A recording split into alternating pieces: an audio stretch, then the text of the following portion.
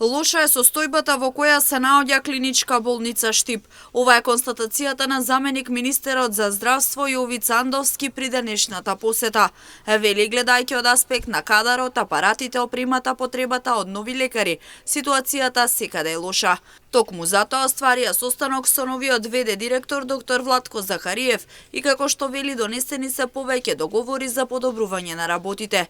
Ке се започне со поправка на магнетот, кој не работи веќе 3 месеца. Болницата за жал е оставена во многу лоша состојба, значи гледано од повеќе аспекти, како од кадарот, така од опремата, па понатаму и од потребата за нови доктори, специализанти и така натаму. Така да направивме сега една стратегија, се договоривме заеднички како да може заеднички да действуваме, за да може во одредена мера малку и да ги поправиме работите, почнувајќи од магнетот кој што е расипан и не функционира веќе 3 месеци. Се договоривме, направивме стратегија како тоа да се поправи, да биде ставен во функција.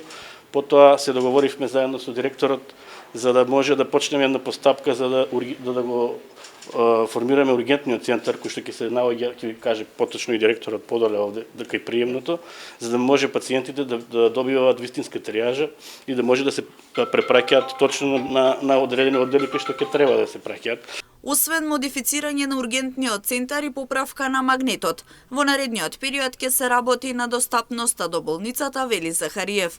На ваков начин ќе се подобри пристапот на пациентите до болницата, но и на брзата помош. Достапноста што ќе подобруваме на клиничката болница Штип, тоа веќе го знаете, да го способиме и другиот влез кој што ќе биде за брзата помош и подобрување значи на патната инфраструктура околу болницата, кој што веќе сите сте ја виделе.